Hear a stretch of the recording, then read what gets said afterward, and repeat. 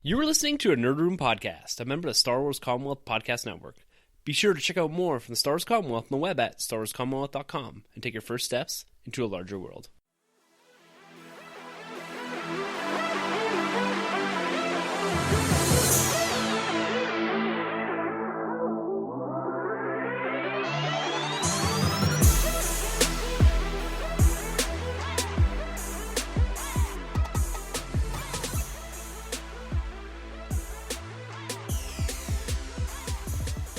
Hey everyone, and welcome to Star Wars Rebels Alert, the weekly podcast after show where we recap and discuss each and every episode of Star Wars Rebels Season 3. I'm one of your hosts, Tim. I'm Troy. And we're trying something a little bit different this week. We're using Zencastr. This is kind of this online mixer. So we're not in the same room, so the dynamic might be a little bit different on the show. We just couldn't get together this week, and we didn't want to miss another week here, especially coming into the last couple episodes of the season. And we want to make sure that we got an episode out to you guys right on time like we normally do. So we're trying this different piece of online software. So fingers crossed that it actually works here. Yeah, bear with us. Yeah. So we're still kind of wading into this new technology for podcasting and just trying to make lives a little more convenient, especially when we have somewhat of a shorter episode to record. Because this episode we're going to discuss today, Double Agent Droid, it was an episode that's found itself stuck in between some of the more exciting and intense episodes, and we know what's going down next week and the couple weeks after. So this could have fell victim to becoming a filler, and almost just because of the nature of the characters that are in it. But I think as we discuss this episode, I'm going to state it out right off the top here that I don't think this is filler at all. Yeah, no, I didn't mind this episode at all. I was kind of nervous going into this because I thought it was maybe going to beat the all-time low episode of Iron Squadron. If you guys go back a couple episodes, you'll know I wasn't a fan of that one. I'm glad to say today, though, that this episode certainly didn't go down that path. No, it had a little bit of that progression of the overall narrative, some implications for further episodes, particularly when we get into the Battle of Lothal that's coming, or this last couple episodes. And it was fun, too. I really enjoyed that dynamic of the characters that they had in the episode, because we've got Chopper, AP5, and Wedge. These are the main characters of this episode, and it's kind of an unlikely ensemble of characters. Yeah, it's really different to have these three be the main focal point of the episode, but I'm a fan of AP5. I really do like this character, this droid. I think he's actually my favorite droid in Rebels. Yeah, because the dynamic between him and Chopper, it could be compared to that of R2 and 3PO, or even mistaken for copying that, but I don't think it really does that. I think because they've developed these characters well enough, and especially AP5 throughout this season, that they're individual characters. They have their own personalities, and we know these characters, and the banter between them, I think that's what makes this episode really successful, is AP5 and Chopper's banter, and particularly AP5. He is fantastic in this episode. Yeah, he's great. I think it's almost like an anniversary episode of when he was first introduced. I think we were introduced to him this time last year, roughly. Yeah, I think you're right, because he came in right at the end, right, of season 2. Yes, that's right. So it's kind of cool, to get more characters from this Rebel Alliance. We don't really get much of Wedge, and we don't really get much of AP5. So I'm really glad that we did get to see these two characters pop up again. Yeah, do you think Wedge is going to be a bigger part of season 4? I really do hope so. I hope so, because I feel like he was kind of teased this season, and we didn't get much from him. Actually, I don't think we even got that much of him this episode. I mean, he was around, but I don't feel like we got to dive into Wedge. I was kind of hoping we'd actually maybe even get some glimpses of what you told me from the Aftermath books, is it? Where Wedge... Yeah, because that's when... I don't know if they're actually going to explore that, because he was in an A-Wing, and it crashed on the top of a volcano, and he broke his leg. That would be neat if they did go into that a bit in season 4. And do you think he could maybe take the place a bit of Sabine? Like, if she doesn't really come back in full capacity? That would be pretty cool. I would actually really like that, especially because, I would like to see more space battles going into season 4, and who better to do it than Wedge? Yeah. So I like that. I like that switch up if they were to put Wedge more in that seat. Yeah. Yeah, my fingers are crossed that we get to see him in an X-Wing. I really, really think we're going to see them in the last episode of the season. They're going to get their dramatic introduction here, and I'm hoping that Wedge is piloting one of these. But I think that he could play a much larger role in season 4, and I'd be happy to integrate some of these other characters that we're more familiar with. We saw Gold Leader, we're seeing Wedge here, so it'd be great to get more of those characters from episode 4, from even Rogue One, and integrate them a bit deeper into this continuity that we're building around this timeline with Rebels. I love that. Yeah, definitely want to see some more Rogue One characters pop up. Yeah. Awesome. So the main focus of this episode was Chopper, AP5, and Wedge infiltrating this Imperial station to get some more codes. They seem to always need some sort of Imperial codes to get past planetary security. Like I said, it's all about Chopper and AP5 here. You said that the Wedge wasn't really involved here. I agree with that. And we get some nice banter at the start here between Zeb and Ezra. They're kind of making fun of Hera for sending the 3 of these out on a mission. And I think that was a neat way to approach it, because I felt that Ezra and Zeb were kind of the audience, kind of poking at each other, saying, look, what's going on here? Why are we focusing on these 3 characters? Yeah, I really do. And especially, with those 2, Zeb and Ezra, we got a lot of, been there before, seen it all with Chopper, which is pretty neat, as opposed to these 2 other characters with AP5 and Wedge. We've never really seen that interaction as much. No. With Chopper. Yeah. No, that was good. And I think it was neat that the individual characters, if you look at who they've built with Chopper, him being kind of this, mean and sarcastic robot. You've got AP5, who's very, stiff, regulated, ordered. And you got Wedge, who's kind of almost this innocent kid. And you stick them all together. And then later on in the episode, that weighs in on them believing AP5 or not, and Chopper, they notice the change in them. So it's the contrast in characters that they've built that we do end up seeing later on in the episode that actually matters. So that whole thing, it's kind of neat how they've played that into the overall plot here, is that it's all about the characters that we know. And the main villain here that we do get introduced to, he's kind of a cool villain. His name is the Controller. He's an Imperial Controller. He kind of has this Lobot feel to him. He's kind of almost, I don't know if he's cybernetic or what the deal is. He seems to be really good at math. He is voiced by Josh Gad, who's an actor that's been bugging Daisy Ridley a lot lately. He's kind of after her about the Last Jedi news. So if you go onto his Instagram and that, you'll see him bugging Daisy Ridley about, who's the Last Jedi, and he's bringing in other people from the set of the movie they're working on, some famous people, everyone asking questions about Star Wars. So it's nice to see him getting a piece of the Rebels pie here. I like him as an actor. Couldn't really tell in his voice as much, but the overall character is kind of a one and done. Yeah, he had a different angle too. It was interesting to see, how determined he was to crack the Rebels and deliver that information and further the information for Thrawn. So I really like that angle, and you nailed it. We saw this station full of like Lobot kind of characters, which was pretty neat. Speaking of voice actors, actually, I didn't realize, but AP5. The voice actor for him is also the same voice actor for Obi-Wan. So that would be really? Cool. Yeah. He has quite a few voices, I believe. I think he does, yeah. So, that's pretty neat. But yeah, interesting villain of the week. Yeah, it very much was that a villain of the week. And like you said, he seemed to be overly adamant about pleasing Thrawn, which was interesting to see, because he gets almost further than any other Imperial ever in Rebels. He almost ends the Ghost Crew, and he almost finds the Rebel base, all within one episode. And that's something that Thrawn's been doing for the whole season.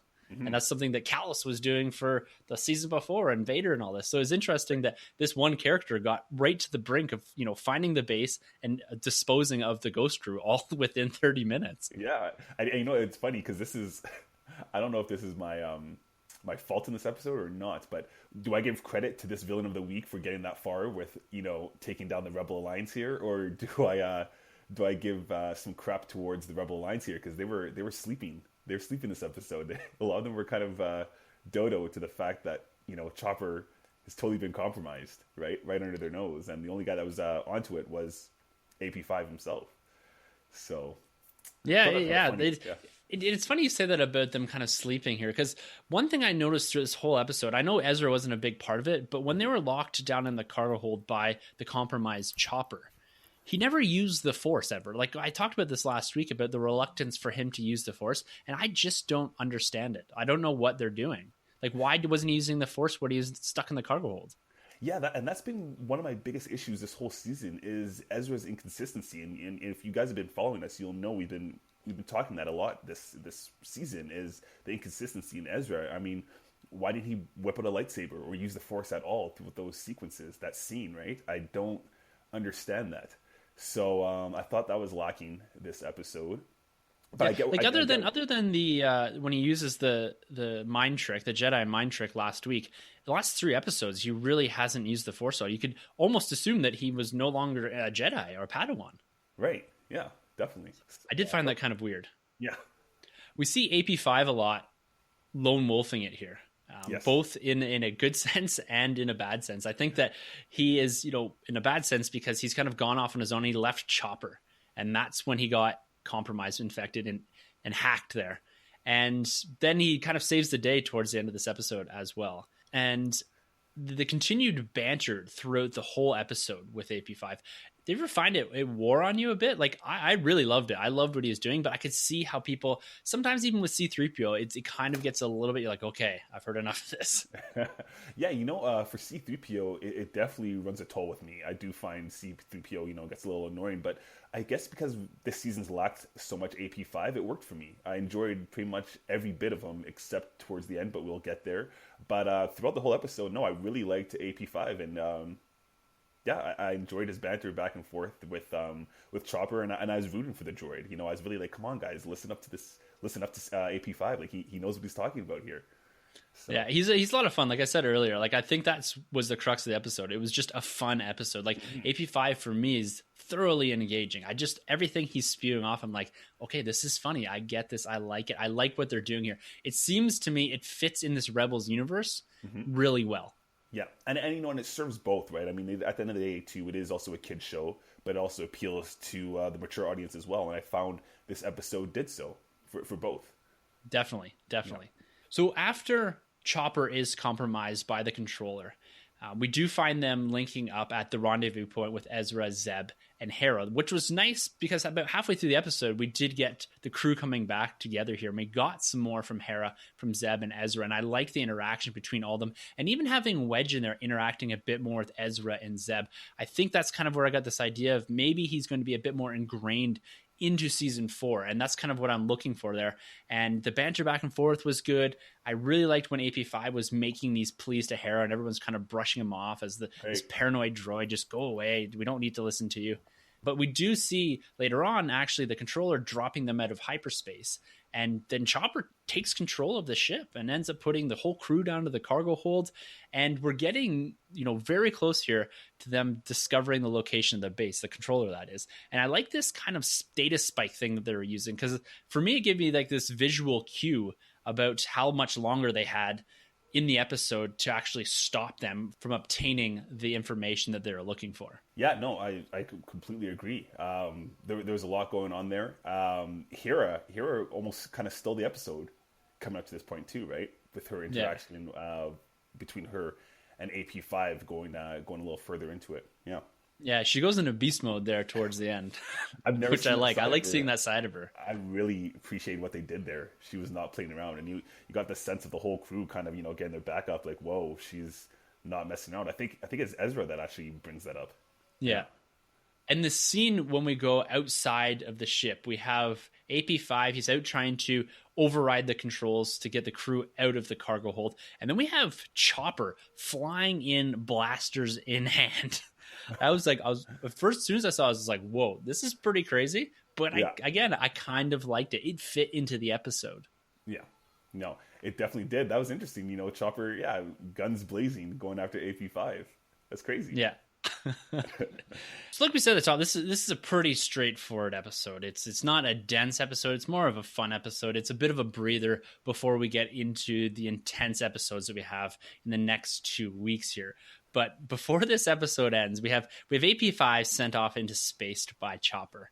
The Ghost crew managed to retake the ship. They overload the power for the controller ship and end up destroying that and destroying him. So this one and done, freak of the week type of villain is gone. They do make specific mention that the data core was destroyed, so there's no threat to the Ghost crew or to the rebellion immediately here.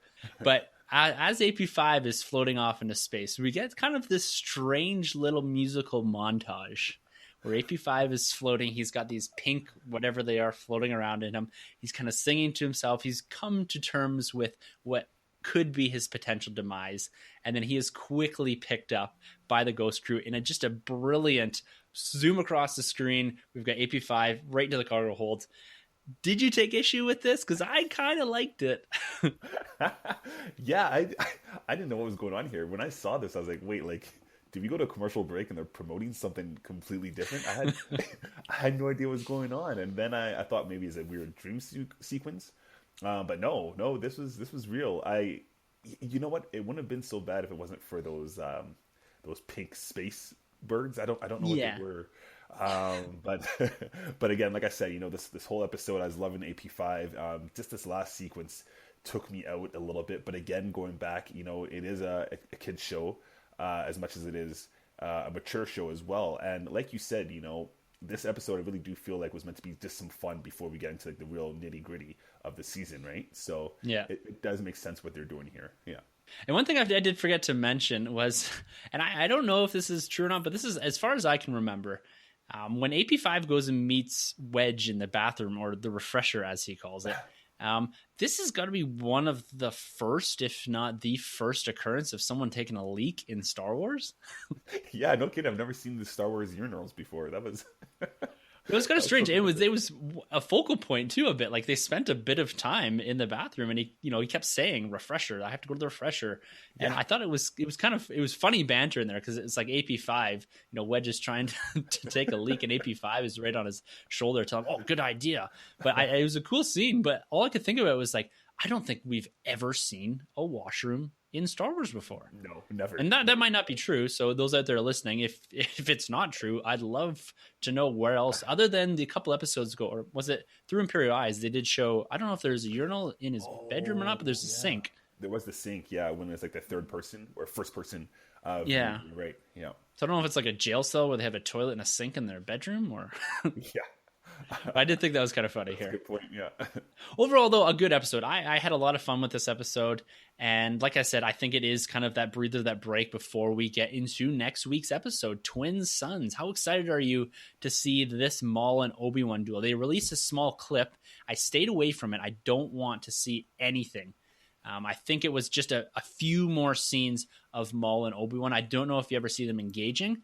But I just said to myself, I don't want to see anything. I want to experience this for the first time on TV next Saturday. This might be I usually watch these on Sunday, so this might be a Saturday night live viewing, because I just don't know. I'd have to stay off Twitter, Facebook, all this, because it's going to be huge, this episode. This could be bigger than the season finale. Yeah, I'm right there with you. I've throughout this whole season I've stayed away from clips. I'm definitely gonna do it with this. I'm not gonna sneak peek at all. I'm gonna watch this on Saturday for sure. I've been anticipating this fight for quite some time. I can't wait to see this. And yeah, like you said, this could rival last year's season finale with Twilight Apprentice. I know this isn't the season finale, but this episode could be up there. This is gonna be a huge duel. It's been something we've seen in the making since Phantom Menace, basically. So yeah, can't wait to see this. Hugely anticipated, and this is followed by the season finale, which is going to be Thrawn's big episode. It looks like he discovers the Rebel base, and we're going to have a massive space battle here. We're probably going to see the return of Sabine and the Mandalorians. I'm hoping we get some X-Wings fighting TIE Defenders out in space. This is going to be a massive, massive episode. And so it's exciting to be into the Star Wars Rebels universe. We got 2 huge episodes coming down the pipe here. Yep. Following this relatively fun episode. And at Celebration, they're doing a panel with Dave Filoni and special guests discussing season 4 of Rebels. So we don't have to wait that long after the season finale to find out a bit more of what's going on in season 4. Last year at Celebration, they did give us the clips of Thrawn. I don't know how much of the animation they've done as of yet for season 4, but maybe we're going to get an idea of if Thrawn survives, if he's going to continue to be a villain, or if we're going to get the return of Vader. So it's immensely exciting that we don't have to wait too long to get a little bit more information on Rebels. Yeah, no, I can't wait. And going off of the trailer, I mean, a prediction, I think we're going to see Palpatine. I think we're going to see Emperor Palpatine appear for any kind of glimpse in Star Wars Celebration. Just because nice. I do think next week's episode is going to be the end of Maul, but the same voice actor, Sam Witwer, also did do the voice acting for Palpatine, and I don't think they're going to waste that guy's talent at this end of the season. So I think we're going to see Palpatine, hopefully. Oh, I can't wait, man. Yeah. Can't wait. It's going to be an exciting few weeks. Star Wars Rebels, this is a great breather, like we said. Mm-hmm. I think that AP5 really shone here. Hoping to see him into season 4 in a big way. Wedge, like to see more of him, like to explore that character, build that character up, because we've only got a year or two before he's the Wedge that we've seen in A New Hope. So he's got a long way to develop to get to that Wedge character, and hopefully they do that in Rebels. Yeah, a short period of time to do so, right? So yeah. Hopefully shines a lot next season. Yep. Well, all in all, man, that's about wraps it up here for our after show. Short episode, great episode, and I'm really looking forward to getting down into it next week. Absolutely. So if you guys would like to be a part of the episode, you can always email us at thenerdrm@gmail.com. You can comment on our Facebook or YouTube pages, or you can always hit us up on Twitter. Our handles are at the end of the episode.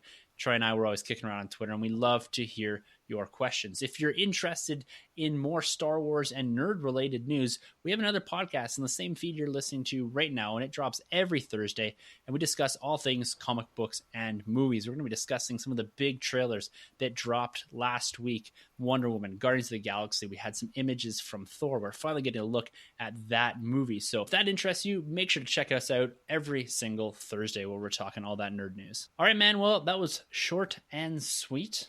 But we will be back next week to discuss Twin Suns in all kinds of depth. I'm sure we're going to be gushing over this episode. Yeah. Really excited to see it. So make sure you tune back here next week for your Star Wars Rebels after show. All right, guys. Well, until then, for Star Wars Rebels Alert, I'm Tim. I'm Troy. Ahsoka!